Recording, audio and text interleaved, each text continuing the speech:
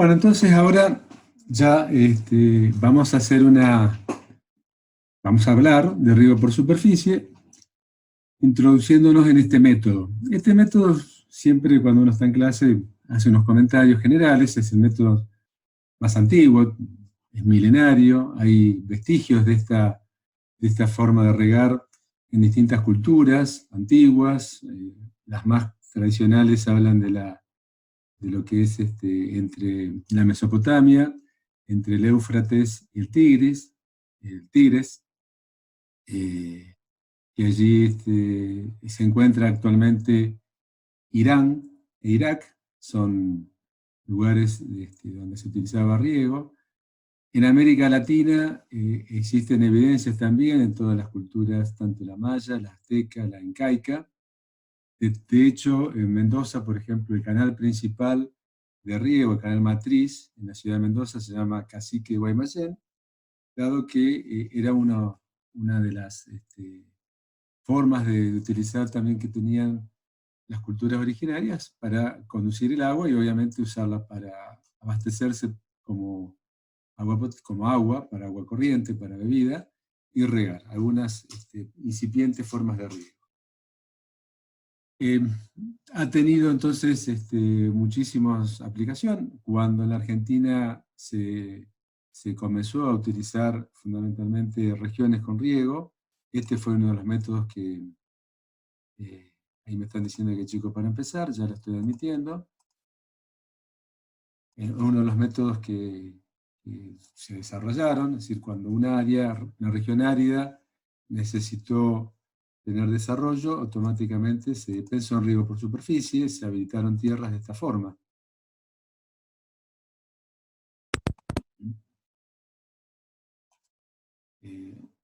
De hecho, entonces, Mendoza, San Juan, parte de lo que es en la provincia de Buenos Aires, eh,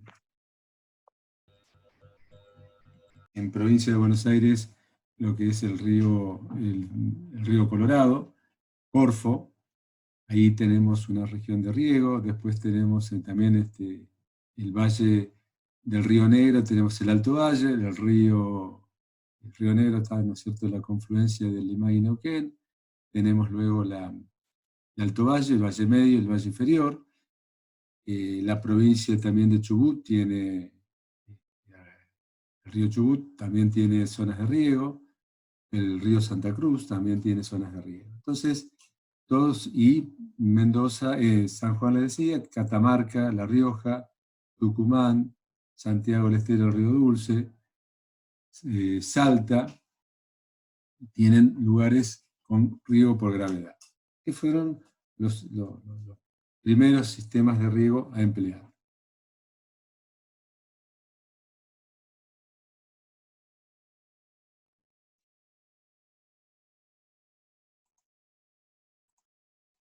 Bien, los distintos métodos de riego por gravedad, ahí a la derecha se puede, hay distintas, digamos, nomenclaturas, formas de nombrarlos. Ustedes tiene, como es un método tan antiguo, cada región le pone su nombre específico. Yo lo que estoy reuniendo aquí es un poco la nomenclatura más habitual. La palabra surcos, riego por surcos, es una palabra muy utilizada.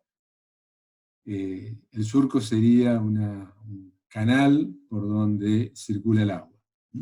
Así que tiene a ambos costados bordos formados justamente por el lomo que se hace en el cultivo. Entonces el agua va a través del surco. Y estos pueden ser rectos, en el caso de que el suelo sea perfectamente uniforme, con una pendiente uniforme, o en contorno, en el caso que ya la pendiente o no es uniforme o tiene una determinada conformación que hace necesario que tenga una forma ya no recta, sino curvilínea. Los métodos corrugados, riego por gravedad, corrugados o por superficie, son pequeños surcos hechos básicamente en un área plana.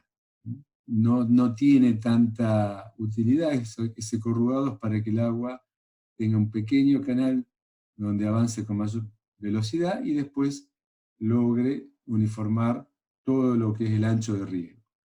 Y después tenemos la palabra melgas, que a diferencia de surco, melgas representa una superficie con un ancho mayor. Entonces, la clase que vimos de consulta se preguntaban qué era una melga. Bien. Habíamos quedado que la melga es una superficie que tiene un determinado ancho de labor y una determinada longitud. Bueno, en el caso puntual de riego, el ancho de la melga depende, ya vamos a ver, de diferentes situaciones, básicamente el tipo de cultivo que se trate y la cantidad de caudal, o sea, el caudal que se disponga. Y esas melgas también pueden ser rectas o en contorno, lo mismo que el caso anterior. Si es bien uniforme el terreno, va a ser recta; si no es tan uniforme, en contorno, siguiendo una determinada pendiente. Bueno, aquí por ejemplo son distintas fotos, después vamos a ver algunos videos, donde se muestran qué es lo que se ve aquí: riego por surcos. Riego por surco. Entonces, este es el surco, lo estoy indicando, y aquí algunos le llaman entresurco, camellón, es la línea del cultivo, propiamente dicha, ¿no es cierto? Entonces el cultivo tiene un determinado marco de plantación, un determinado espaciamiento, y el surco que ocupa una determinada superficie, que puede estar en función de la pendiente, esto es lo mismo que canales, ¿no es cierto? Si la pendiente del surco es mayor, el tirante, o sea, la altura de agua sobre el surco va a tender a ser menor, es como que se aplasta. Si el surco tiene menos pendiente, entonces va a tener un tirante o una altura mayor y va a ocupar mayor superficie. O sea, esto sería el equivalente al ancho de mojado. Cuando tenemos pendiente menor, va a tender a ser más ancho. Lo mismo la rugosidad.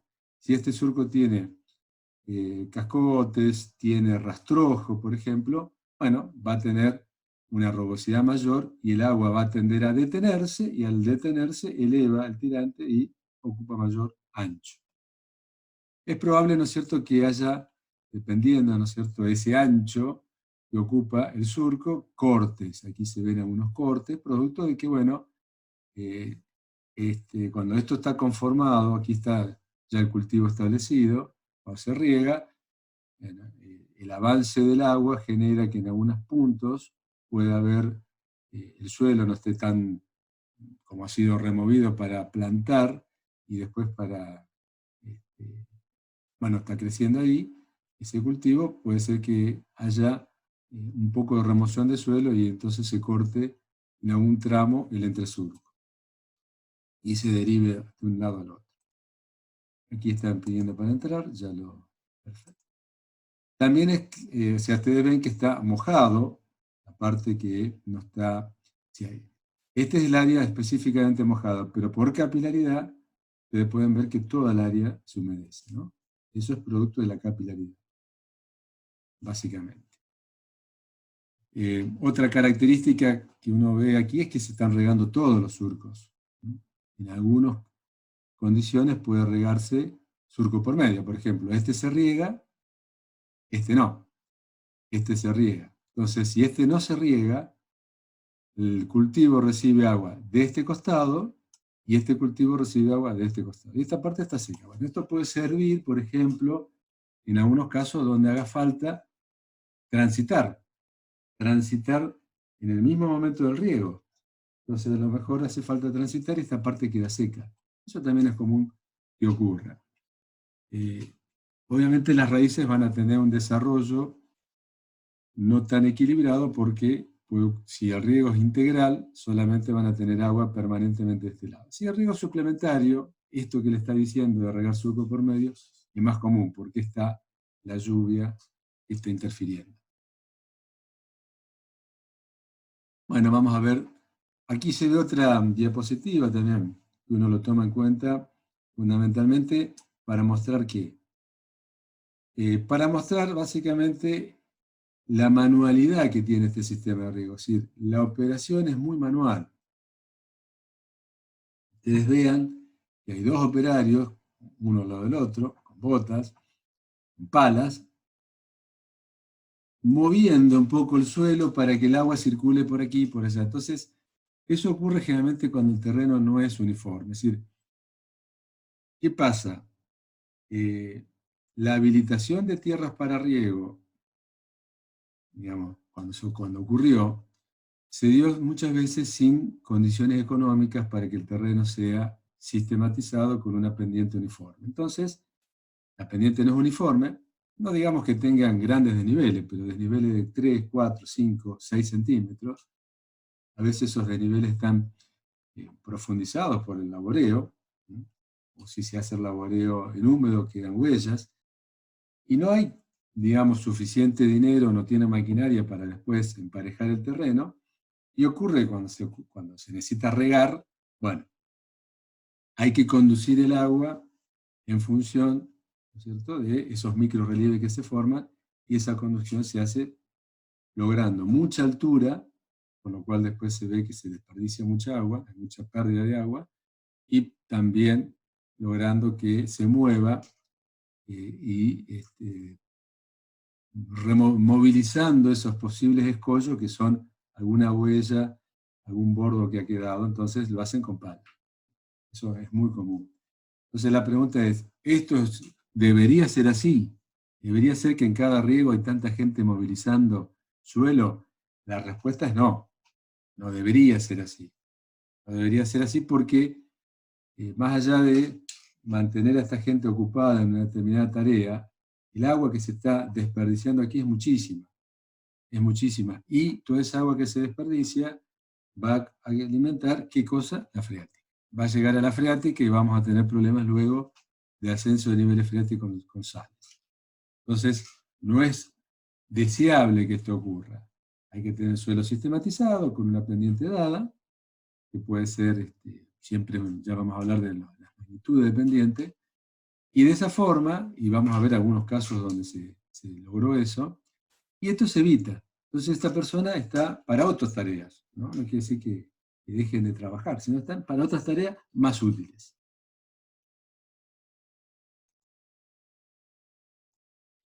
Bueno, aquí se ve, por ejemplo, un campo sistematizado para arroz. A ver si hay... No, no hay nuevos interesados en participar, ¿no? Perfecto.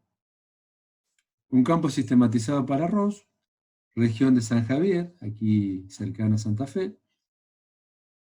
Entonces, este bordo irregular que se ve aquí se conoce como el nombre de taipa. Taipa es el bordo que define la melga. Entonces, esto que está aquí, irregular, es una melga. Entonces, esto sería una melga en contorno. Sí. Fíjense que el ancho de labor de esa melga, donde circula el agua, es variable.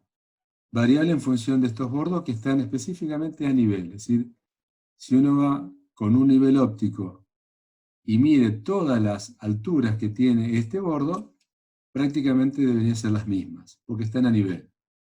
Luego, entre un bordo y otro hay un desnivel de entre 3 y 5 centímetros. Esta situación después vamos a ver específicamente para arroz, el riego. Tengo otras diapositivas preparadas, pero a modo de introducción les presento esto.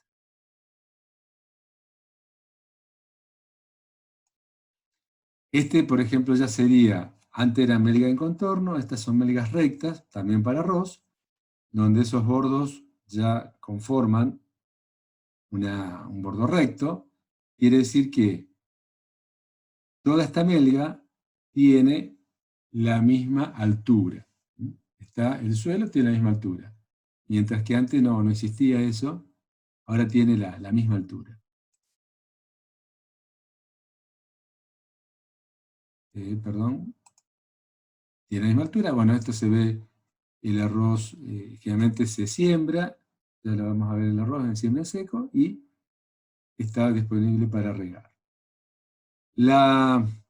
La taipa que está bordeando el lote se llama ronda. Ronda es la taipa que bordea el lote y fundamentalmente es la que evita que el agua, cuando se está regando, vuelque al canal de drenaje. Entonces el agua llega a esta taipa final o ronda, se detiene, acumula altura y entonces evita que salga el drenaje. Cuando se quiere drenar las melgas, esta ronda finalmente se le hace un corte y el agua puede salir.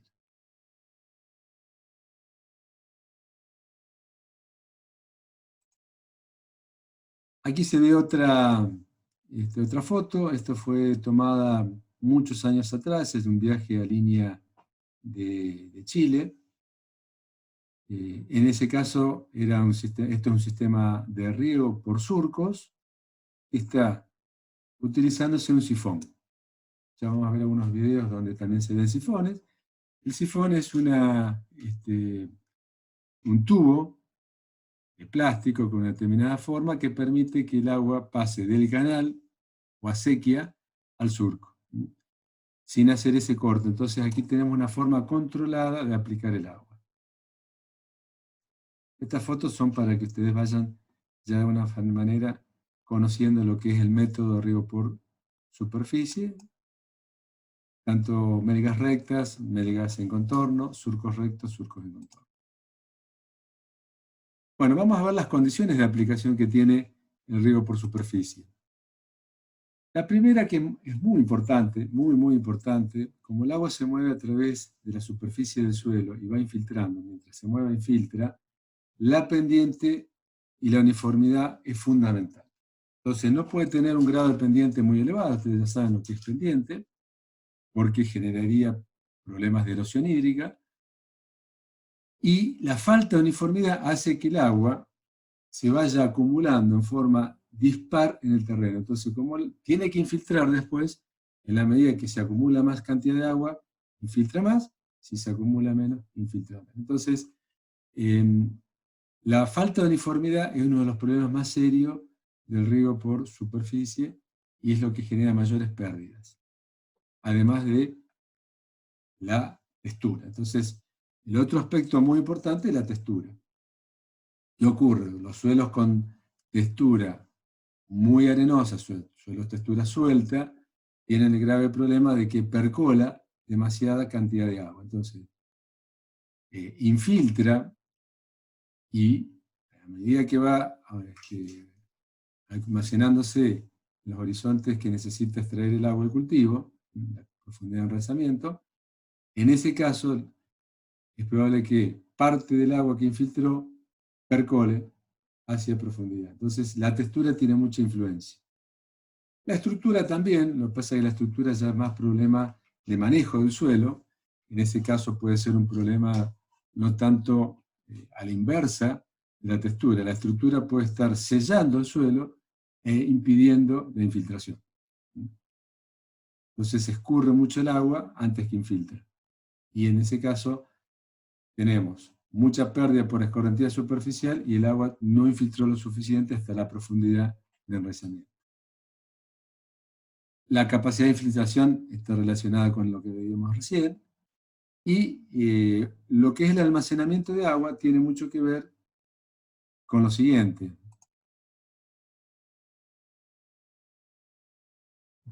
Como la cantidad de agua que se almacena depende de las constantes hídricas, capacidad de campo, punto de marchitez permanente, y de la profundidad, generalmente el tipo de cultivo, esa profundidad de enraizamiento, es lo que finalmente va a ser necesario para decir, cuando se tiene un cultivo de mayor profundidad, se puede almacenar más agua, y entonces el riego por superficie en general, digamos, es más viable cuando más cantidad de agua se puede almacenar. Es decir, cultivos con mayor profundidad de enraizamiento que almacenan más agua son aquellos donde se favorece este tipo de aplicación. Ya los cultivos hortícolas, cuando se riega por superficie, realmente tienen muchas pérdidas por percolación. Entonces, la cantidad de agua que se puede almacenar, dada fundamentalmente por la profundidad de enraizamiento, es una limitante para usar este método de riego. Si suelos que almacenan muy poca cantidad no serían deseables. Por el contrario, suelos que almacenan mucha cantidad de agua, este método tendría una posibilidad mayor de ser aplicado.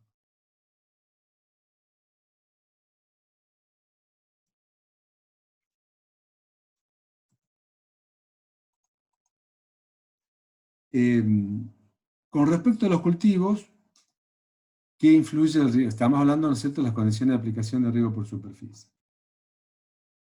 ¿Influye la evapotranspiración? Claro, porque fundamentalmente en ese caso vamos a tener si el momento crítico va a ser importante a considerar, ¿no? Si ese momento crítico coincide o no con la posibilidad de disponer agua a través del riego por superficie. Cuando se tiene una red colectiva, muchas veces al momento crítico del cultivo no se tiene el turno de agua, no se tiene el turno disponible. Entonces puede encontrarse aquí un problema. Entonces hay un desfasaje entre la necesidad de evapotranspiración máxima y la disponibilidad de agua. Ya la fuente de agua está en la propia parcela a través de una perforación, por ejemplo, o de un reservorio, que puede ser una represa propia, en ese caso donde ya hay mayor disponibilidad de la fuente, no habría tanto problema. La profundidad de arreciamiento ya lo hemos mencionado para qué, y también aquí es importante considerar la posibilidad o no de que el anegamiento prolongado en el cultivo pueda generar problemas. Por ejemplo, si estoy regando por melgas, donde se acumula agua en superficie, va infiltrando, y ese tiempo es un tiempo importante. Acuérdense que el tiempo de drenaje, el tiempo que demoraba el suelo para lograr estar en capacidad de campo, es decir, con los macroporos libres de agua, si ese tiempo es un tiempo menor al tiempo que está el suelo anegado por la propia melga, ahí vamos a tener problemas.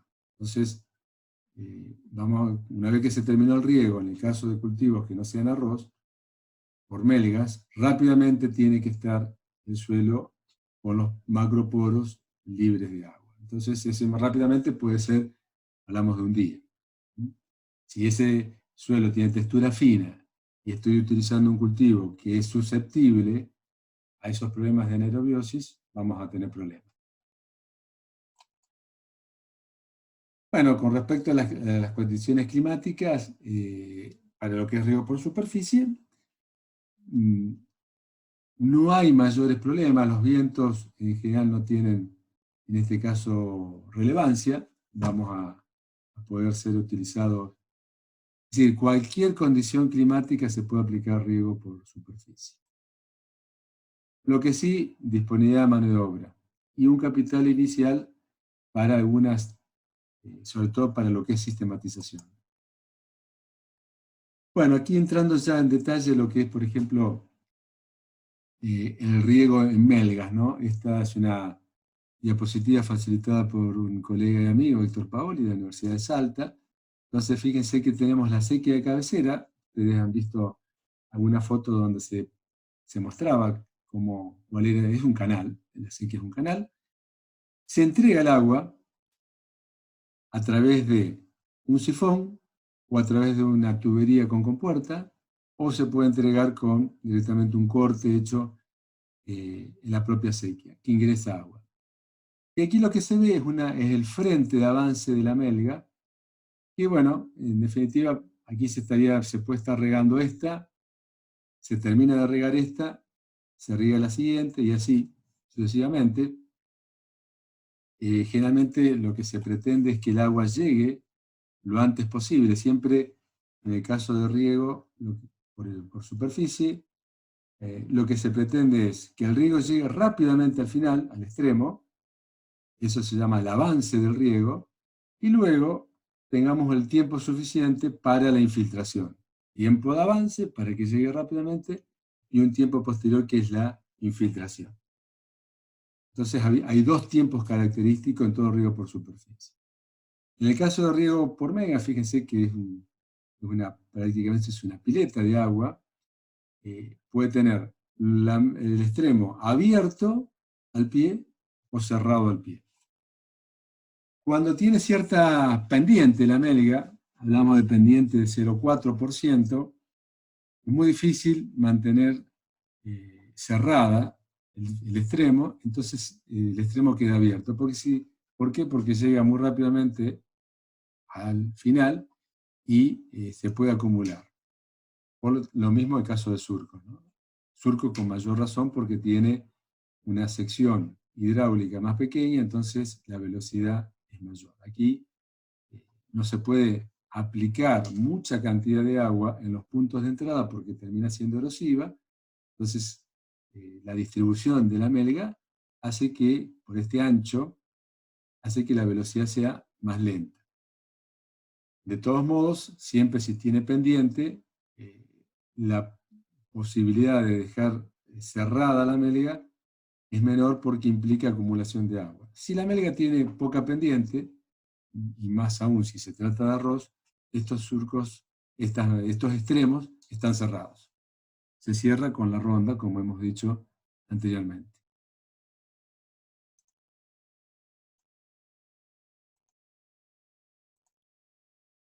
Bien, entonces tenemos la melga con extremos abiertos, cuando se tiene cierta pendiente, mayor a 0,4%, y extremos cerrados, cuando esa pendiente es menor, y particularmente para el caso de arroz. También es cierto que cuando se tiene lluvias, tener el extremo cerrado implica que se acumule agua. Bueno, no sería problema si esa agua puede después no provocar problema en el cultivo. Ahora, en el caso de riego por surcos, por ejemplo, el extremo cerrado en época de lluvia es un gran problema. Es un gran problema. Por más que no se tenga pendiente, mantener los extremos cerrados con lluvia genera problemas luego de anegamientos. Bueno, esto en el siguiente bloque vamos a terminar de hablar de riego por superficie y después ya entraremos en el práctico.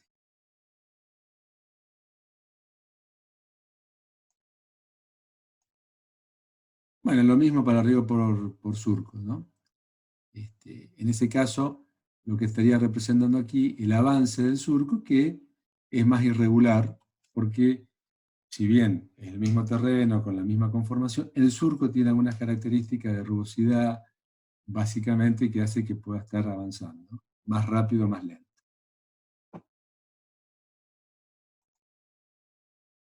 Bueno, aquí una situación bastante también interesante de mencionar es, por ejemplo, cuando se tiene terrenos con pendiente. Ustedes ven aquí un plano topográfico, esto es real, facilitado por el ingeniero Paoli, en Salta, donde se tiene aquí en una región de Chicuana. Aquí lo que se ven en este eje serían distancias progresivas de 0 a 60 y de 0 a 40, o sea que acá tenemos 100 metros en total, y aquí también distancias. Esta es la pendiente. Fíjense que estas son las cotas, 14, 14, 13, 50, 13, 12, 50, 12. O sea que la equidistancia vertical es de 50 centímetros. Bien. Entonces, si trazamos, este suelo tiene una pendiente de 4%, del 4 al 5% en su dirección máxima. O sea que si hacemos los surcos en la máxima dirección, vamos a tener problemas de velocidad en el surco que pueden ser erosivas, y si ocurre una lluvia, con más razón aún. Entonces vamos a tener problemas de erosión. Para evitar esos problemas, y aparte la aplicación de agua se termina siendo muy difícil porque uno tiene que aplicar muy breve tiempo porque rápidamente tiene el agua en el extremo y no logra infiltrar a la profundidad de enraizamiento deseado. Entonces, lo que se hace habitualmente sería surcos que cortan la pendiente. Bien. Si queremos una pendiente determinada de, por ejemplo, 0,4%, aquí vean ustedes el ejemplo, esta pendiente en 80 metros representa 0,32 metros, o sea, 32 centímetros. Quiere decir que si yo quisiera hacer surcos con esa pendiente en este lote, ¿cómo debería? La pregunta que les quiero hacer es si esos 32 centímetros implica que va a haber un corte, o sea, que comienza el surco aquí en un punto determinado, si va a pasar curvas de nivel como está trazado aquí o no. ¿Qué dicen ustedes? Fíjense, estudien un poco la... Tenemos, por ejemplo, en esta tenemos una cota de 11,50 y aquí tenemos una cota de 9. Es decir, que hay 2 metros con 50. Y son aproximadamente 80 metros. 2 metros con 50 y 80, ¿qué pendiente es? Tenemos 6 minutos para la reunión, así que podemos hacer ese cálculo. A ver si me hacen ese cálculo. 2 metros 50 de desnivel, dividido 80 metros, que es aproximadamente esta distancia. ¿Qué pendiente da eso? A ver si hacen el cálculo. ¿Un 3%? Un poquito más. Sí, 3.125. Está bien, perfecto. Un poco más del 3%. Bien, no es lo deseable, ¿no es cierto? Entonces, ¿cuál sería, cómo debería trazar con una pendiente de 0,4%? Es decir, corta, si arranca en un determinado punto, aquí por ejemplo, corta la curva de nivel siguiente o va entre ambas curvas de nivel. ¿Qué les parece?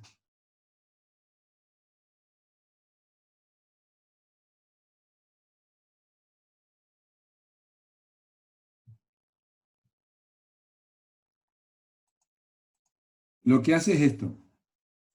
Es decir, el surco se va a trazar con una pendiente general de 0,4. En algún tramo puede tener un poco más y en un tramo puede tener menos. La pendiente general sigue siendo 0,4. Pero fíjense que tiene esta forma el surco. Es decir, comienza en una curva de nivel y el surco termina antes de la siguiente curva de nivel, porque son 32 centímetros y la equidistancia vertical es 50 centímetros. Quiere decir que no corta la curva de nivel. Esto es lo mismo que va a pasar cuando vean la traza de las terrazas de desagüe, con una pendiente algo parecido a esta 0,4. Es decir, tienen que analizar si corta o no corta la curva de nivel en función del desnivel que hay entre el inicio del surco y el final. Es decir, el desnivel que hay entre el inicio y el final es 32 centímetros. Dicho de otras palabras, aquí arrancaría con 12 y terminaría con 11,68.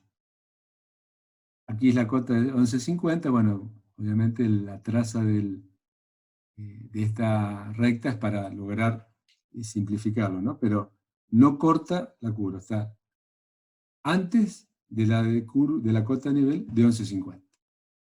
Y todos los demás surcos son paralelos a esto, tratando de mantener siempre que la pendiente del surco sea promedio 0,4%. Entonces aquí se vería esa forma de hacer la traza de los surcos con una dirección y después otra dirección, ¿no? Lo que se ve aquí. Esa sería la forma de construirlo cuando tiene pendiente. Aquí se ve lo mismo, ¿no es cierto? Los surcos. Acá sería para alfalfa, fíjese, alfalfa, semilla. En San Carlos, Salta.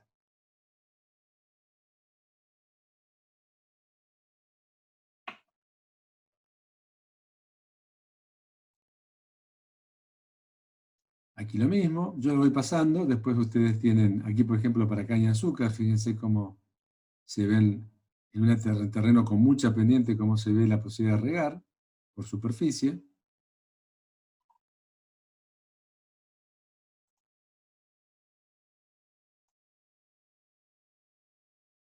Bueno, después tenemos la misma diapositiva, pero para mostrar distintas conformaciones de surco. Por ejemplo, pequeño perímetro mojado. Esto para el caso de riego en tabaco. Y ya después cómo se amplía el perímetro de ese cultivo. Pues la forma de derivar el agua en el surco tiene distintas maneras. Por ejemplo, esta es la acequia principal, se le coloca una compuerta, y aquí se hace una acequia de abastecimiento que deriva en estos 4 surcos, por ejemplo. Entonces el caudal de entrada después se deriva en 4. Esta es una forma que habría. Esta es otra. Desde una acequia se colocan sifones y los surcos luego se van regando con el caudal de los 2 sifones. Muchas veces el tiempo de avance, que es el que necesita que el agua llegue más rápido al surco, al final se necesita más caudal, y luego en el tiempo de infiltración o el tiempo de riego se retira un sifón. Esa es una posibilidad también de hacerlo. Aquí tenemos canal principal y surco con la acequia. Esto lo han visto también en diapositivas.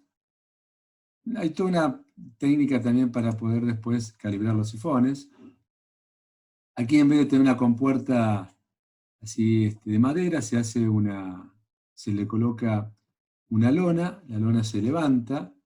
Este es el extremo de la lona, que tiene una tabla, un tirante de madera o de hierro. Se levanta desde este tirante y permite que se retenga el agua. Entonces, esta sequía está revestida y permite entonces que mantenga toda la misma altura donde se está aplicando el agua. Entonces es más fácil, porque el sifón necesita un desnivel entre la acequia y el fondo del surco, ¿no? Tiene que haber un desnivel, y eso es lo que genera después la salida. Bueno, continuamos entonces con lo que es la derivación de sifones. Le decía que esta es una estructura que se hace con lona y que permite mantener el nivel de agua, porque tiene que haber una diferencia entre el pelo de agua de la acequia y el fondo del surco. Entonces, esa diferencia de altura tiene que ser constante, y para eso se coloca esta retención.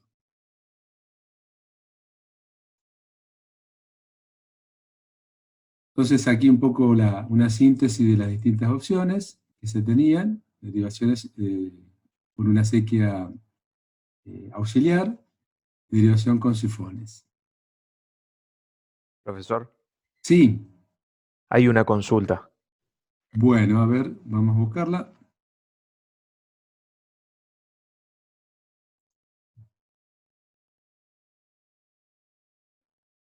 Vamos a buscar esa consulta. No sé por qué no me aparece el chat.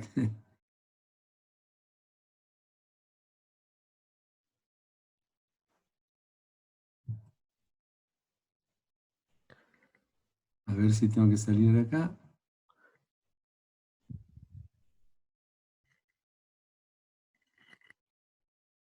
No la veo.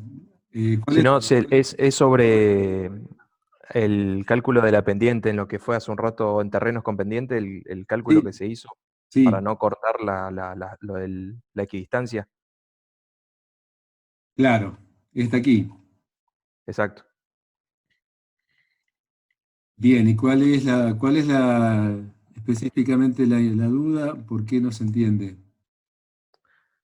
En realidad la consulta, la escrita no la hice yo, pero también tengo la misma duda, pero textualmente dice, no me quedó claro la Ah, parte acá en está. donde tuvimos que hacer el cálculo. Sí, acá ahora lo veo. No sé por qué no siempre.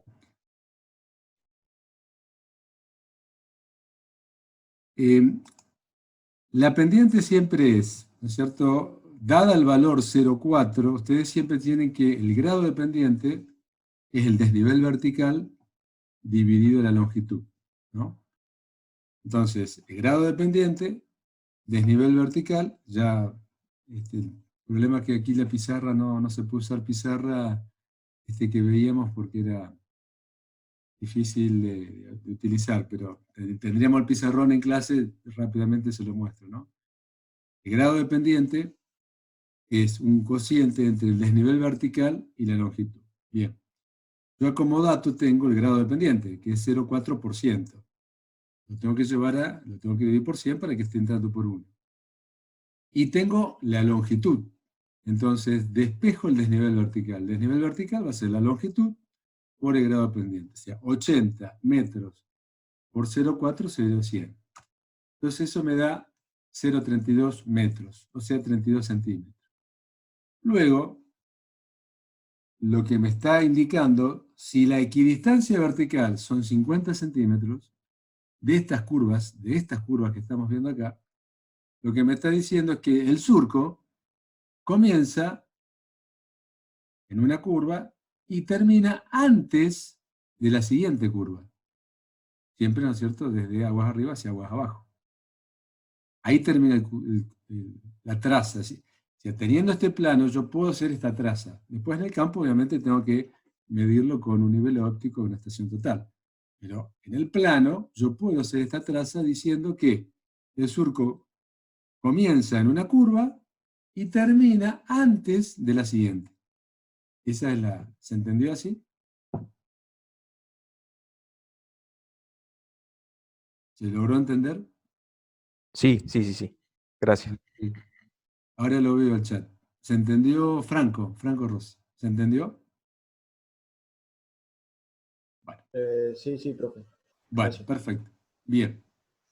Entonces le decía las distintas estructuras de derivación. Aquí tenemos, por ejemplo, para mostrar lo que son compuertas. Estas, bueno, obviamente están colocadas todas juntas para mostrar un poco lo que significa el uso de una compuerta. No quiere decir que en el riego por surco después esté así, ¿no es cierto? Esta particularmente la colocamos en Santa Fe, en Arroz, esa estuve yo participando. Ahí en ese caso, ¿no es cierto?, se coloca una manga. Esto es una manga de polietileno que tiene un diámetro de 250 milímetros, 25 centímetros. Se coloca la compuerta y siempre tiene un ángulo, fíjese, la compuerta para que pueda después estar, porque si está muy hacia el suelo, golpea demasiado y provoca erosión. Aquí también es probable que se tenga que colocar alguna bolsa plástica por si fuera necesario ese golpe amortiguarlo. Bien, aquí serían mangas con compuertas, son distintos tipos de compuertas. Bueno, ahora vamos entonces ya propiamente a lo que son el diseño, específicamente, ¿no es cierto? Entonces las características generales que hemos visto hasta ahora de riego por superficie, se hace por surco, que es un canal con una determinada sección más pequeña, y la melga, que es un canal más ancho. El agua mientras avanza infiltra, y esa infiltración tiene que ver lo mismo que el caso de cualquier canal. Depende del radio hidráulico, depende de la pendiente, depende, en el caso de la infiltración, de la textura del suelo y la rugosidad. Entonces, va a avanzar el agua en función de cómo es las características del suelo y de la forma del surco y del caudal. Y por otro lado, tiene que infiltrar, y esa infiltración depende específicamente de las características del suelo que ya hemos visto. Hay una cosa Disculpe, profe. para mencionar. Tiene otra consulta en el chat. Otra consulta, a ver. Vamos a... Gracias por apuntarla. No sé, no me salen las consultas. Me resulta difícil. Ahí por ahí aparecen, por hoy no. Yo voy a sacar acá la... Antes me aparecían, ahora no me aparecen.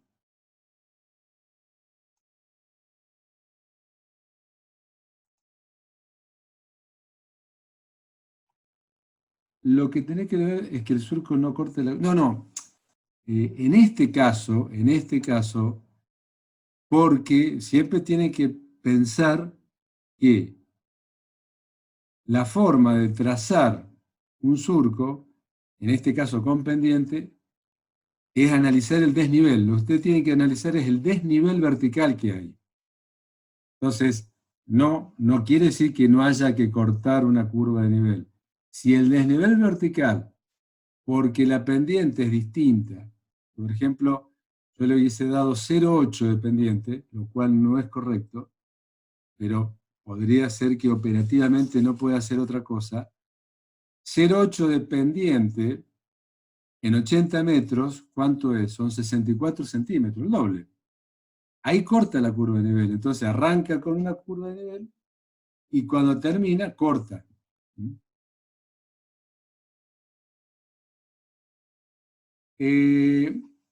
No, bueno, con respecto a las salidas de agua, cuando se tienen así salidas múltiples, por eso se tiene un gran diámetro de tubería.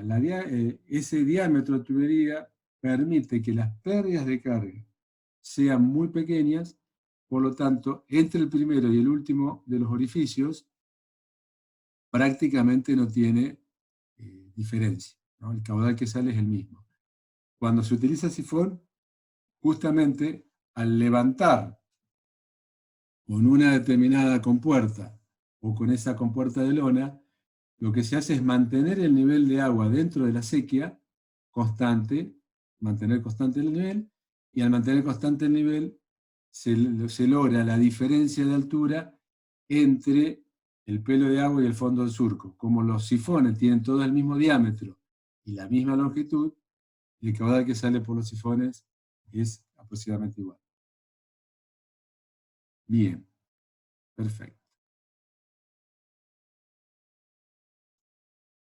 Si yo voy aquí, se ve la pantalla, ¿verdad? No tengo problema. Veo la pantalla, ¿no es cierto? ¿Ven ustedes la pantalla? Sí, profesor. Bien.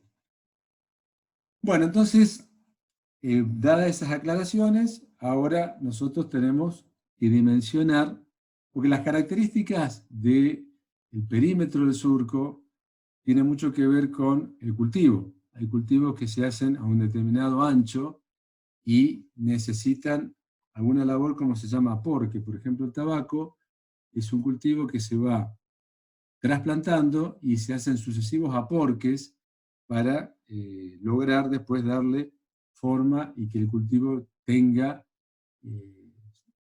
una posibilidad de crecimiento determinada. Cuando se utilizaban cultivos de escarda, es decir, cultivos de verano que se hacía la remoción de la maleza en forma mecánica y se podía pasar el cultivador, caso de maíz, por ejemplo, o soja, antes de la siembra directa, antes de esa época, la misma escarda conformaba el surco. O sea, es una reja que permitía mover el suelo, matar la maleza y aporcar. Aporcar significa arrimar tierra hacia la línea de cultivo. Esa era la forma, antes de la siembra directa, de conformar el cultivo de escarda o de verano. Por lo tanto, las condiciones actuales ya no permiten esa situación porque la siembra directa no moviliza el suelo. ¿Hay posibilidad de regar por surco con siembra directa? Sí, solamente que hay que hacer un manejo del rastrojo una vez que se cosecha. O sea, se conforma el surco por primera vez y luego se hace un manejo del rastrojo en los años sucesivos. Entonces, las dimensiones del surco y la rugosidad tienen mucho que ver con el cultivo. La longitud del surco es una decisión que tiene que ver con criterios específicamente de diseño de riego por superficie. Eso ya lo vamos a ver. Entonces, ya la longitud sí es una decisión a tomar en función de los criterios de diseño. Y el espaciamiento y perímetro mojado tiene mucho que ver con, básicamente, el manejo. Entonces, hay que lograr dimensionar la longitud del surco. Para dimensionarla hay un criterio que se llama tiempo de avance. Yo voy a pasar esto acá.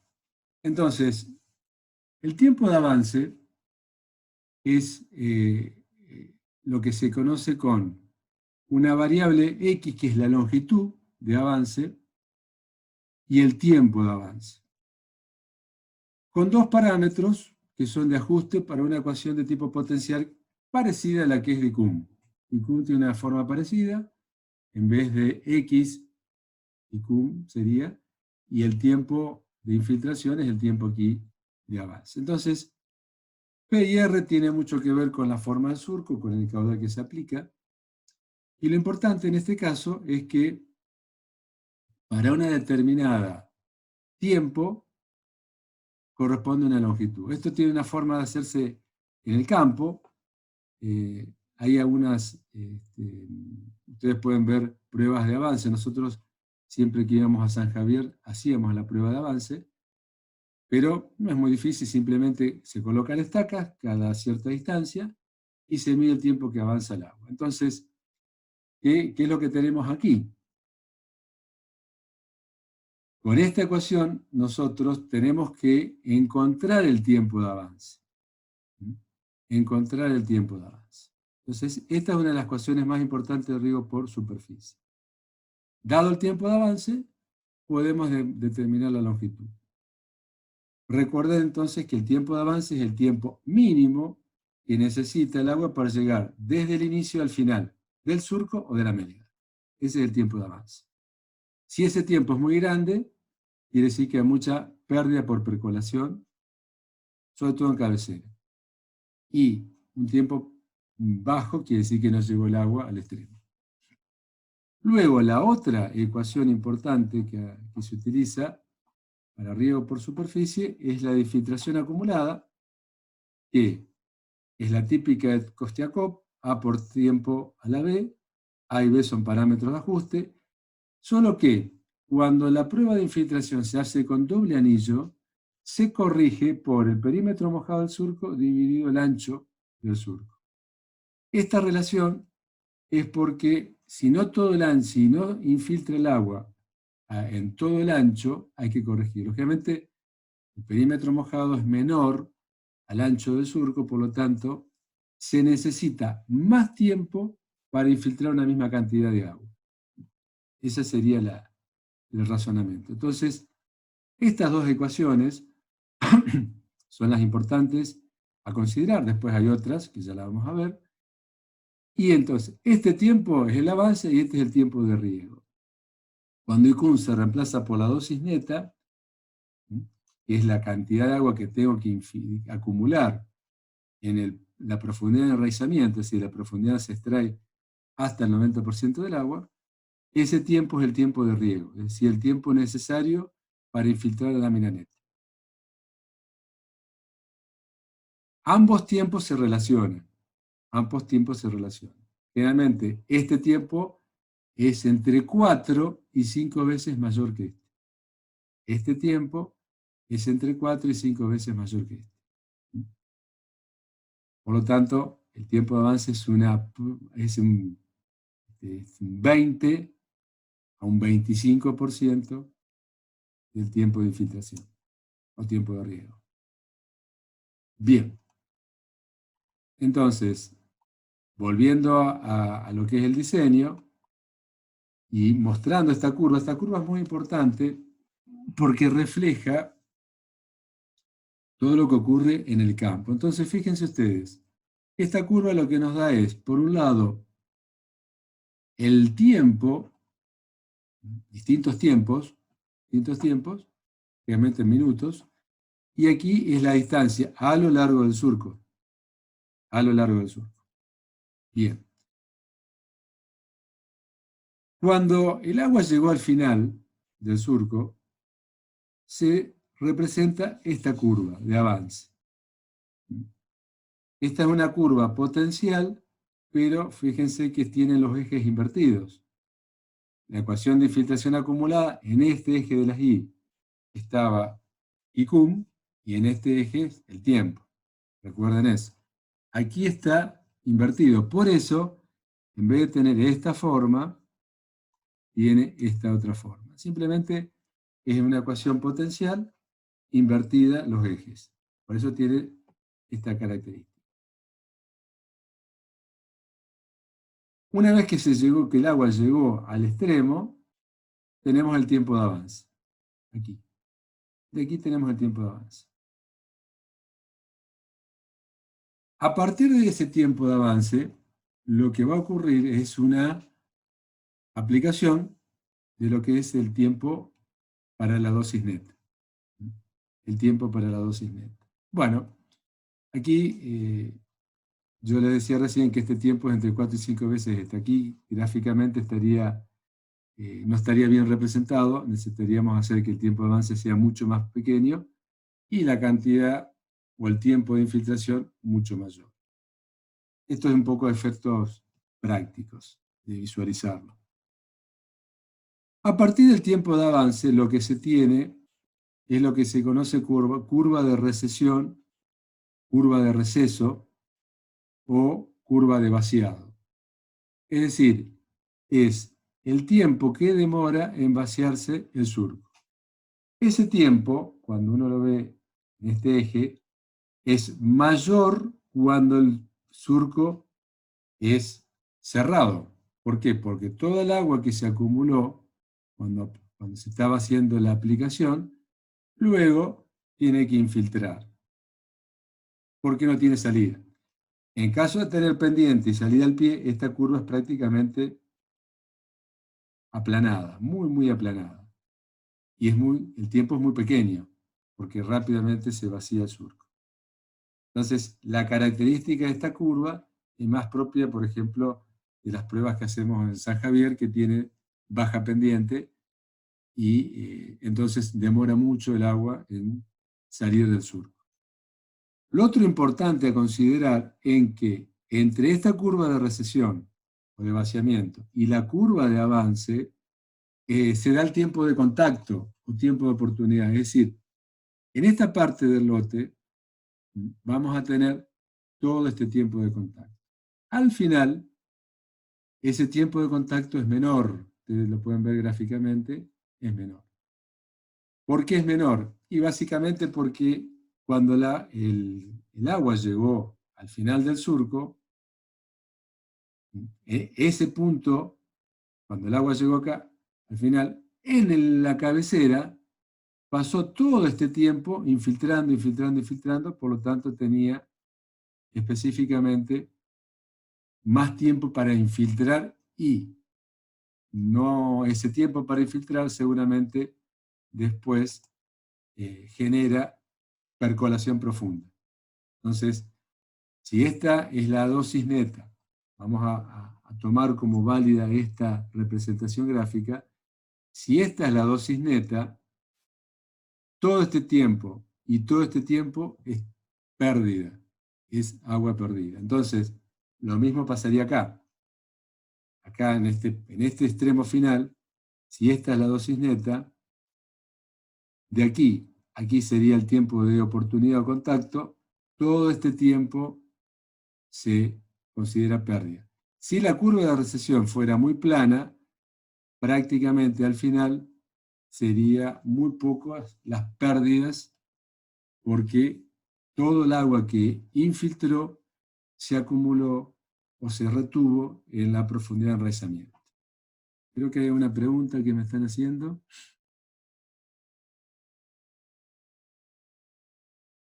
La fórmula de avance. Bueno, voy a las fórmulas de la ecuación de avance. Entonces, la ecuación de avance, P y R son parámetros de ajuste, que tienen que ver muchas veces, tienen que ver con el caudal, con la infiltración, la textura del suelo, ¿no es cierto? La rugosidad. R, como parámetro de ajuste, son valores que están menores a 1. Y P, cuando el tiempo está en minutos y la distancia en metros, son valores que están entre 10 y 15, dependiendo un poco la textura. Bueno, me interesaba que se entienda esta curva, las distintas posibilidades, y sobre todo por qué en cabecera hay más pérdidas de percolación. ¿Por qué? Porque fíjense, en este momento el surco está con todo este tiempo de agua infiltrando. O sea que el agua infiltra. Luego infiltra todo lo que tiene que ver con la dosis neta. Y luego tiene un tiempo hasta que se vacía, que también sigue infiltrando. Por lo tanto, lo que está por encima de la dosis neta y por debajo sería tiempo que sería la pérdida de agua, porque estaría por debajo de esa cantidad de agua de la profundidad de enraizamiento y generaría pérdidas por percolación. ¿Cómo se evitan? Entonces, la pregunta, yo les diría, ¿cómo evitar las pérdidas por percolación profunda en este surco? ¿Cómo la evitarían? A ver si pueden decirme.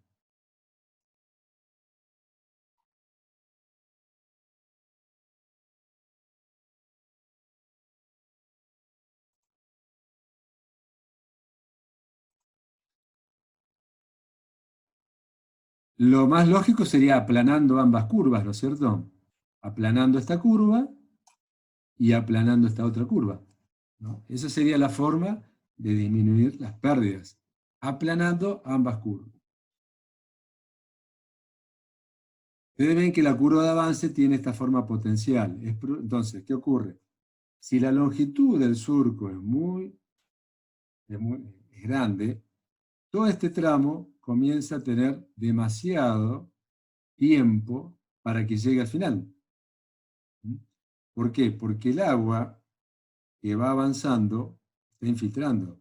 Entonces, ese caudal que está infiltrando es cada vez, o sea, el agua que el agua que eroga el tubo que vimos antes en cabecera, va perdiendo caudal, pierde, y llega aquí un caudal relativamente más bajo que este, porque fue perdiendo la infiltración, y entonces, ¿qué ocurre? ¿Qué ocurre? Ese caudal es muy pequeño y demora demasiado en llegar al final. ¿Se entiende esa parte que expliqué? A ver si la entienden. Profe, Sí, o sea, lo que está hablando de aplanar la curva sería reducir el tiempo de avance, pero sí, de esa forma, digamos, ¿cuál sería la técnica a emplear en el terreno para igual. reducir el tiempo? Bien. Buena la Sin que se incurra, digamos, en un peligro de erosión si estamos hablando de modificar la pendiente.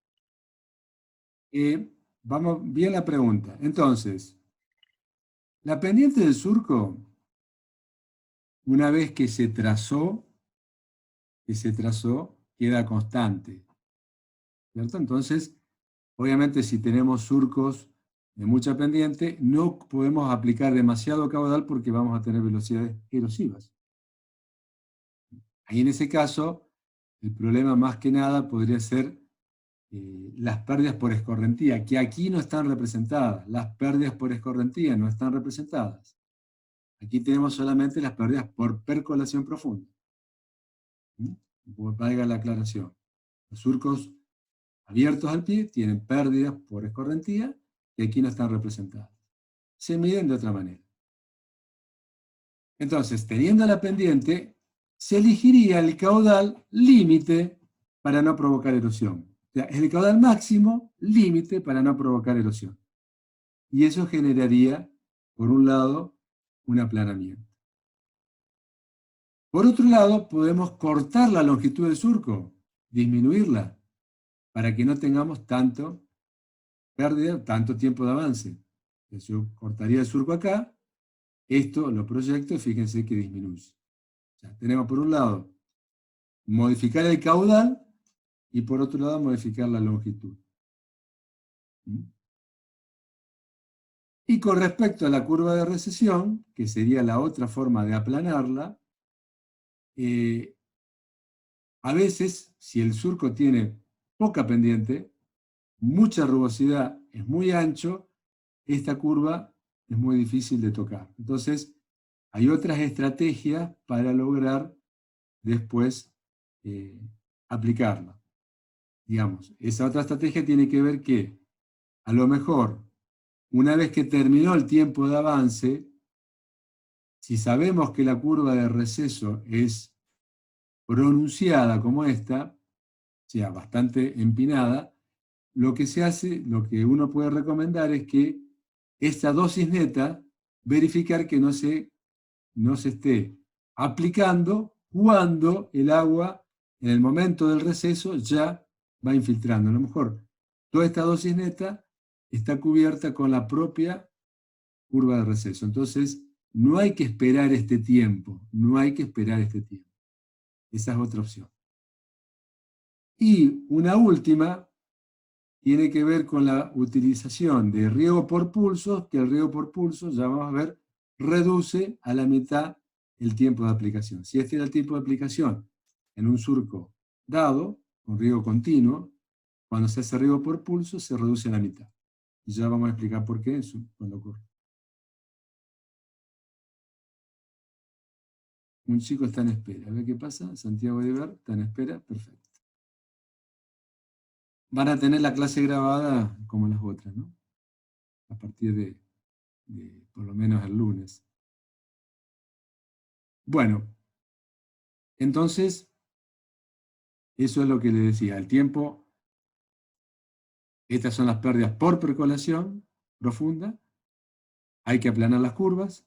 La curva de avance entonces se puede aplanar aumentando el caudal hasta el límite que no sea erosivo, disminuyendo la longitud, o en el caso de riego por pulso.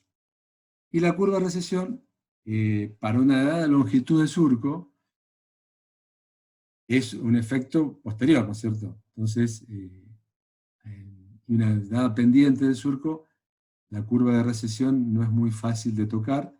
Lo que se puede recomendar es que evaluar si este tiempo de riego es necesario de aplicar, porque ya lo está incluyendo la propia curva de recesión.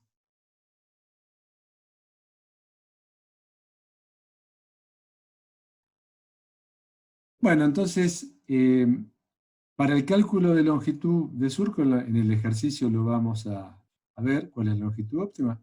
Se aplica la ecuación de avance, ya vamos a ver de qué forma, y los datos que se tienen en función de la experiencia es, por ejemplo, 50 metros para suelos muy livianos y hasta 300 para franco arcilloso.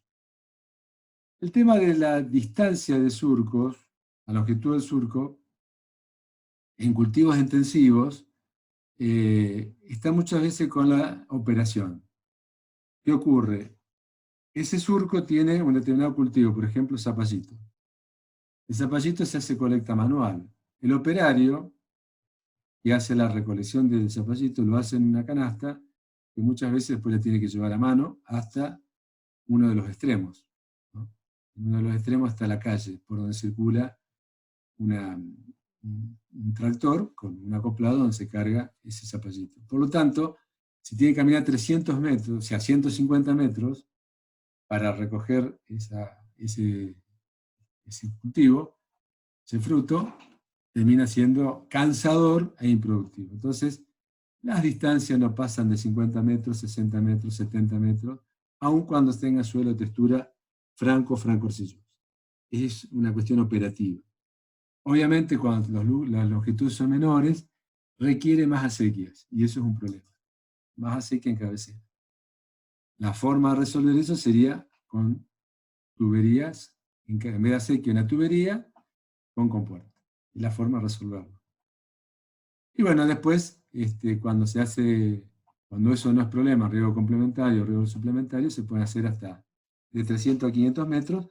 Bueno, ahí sí depende muchas veces la curva que veía recién, ¿no? Que las pérdidas o la ecuación de avance no sean significativas, con lo cual la eficiencia termina siendo muy baja.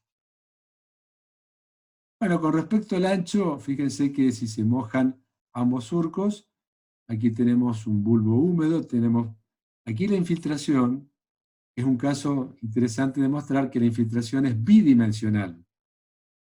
Cuando hacemos el doble anillo, que es propio para Amelia, es unidireccional. El doble anillo tiene dirección vertical, descendente. Aquí el surco tiene dirección vertical, pero también horizontal. Por eso, la corrección que se hace cuando se aplica la ecuación de infiltración acumulada en surcos, y el método de obtención es el doble anillo. Hay que corregir. Aquí los bulbos se entrecruzan, por capilaridad también se humedecen en superficie. Bueno, esto por ejemplo un suelo arcilloso, esto es un suelo más de tipo franco-arenoso. Los bulbos son más en vertical. Fíjense la profundidad que puede alcanzar, esta profundidad. Toda esta profundidad tiene que ver con el tiempo que está infiltrando el agua.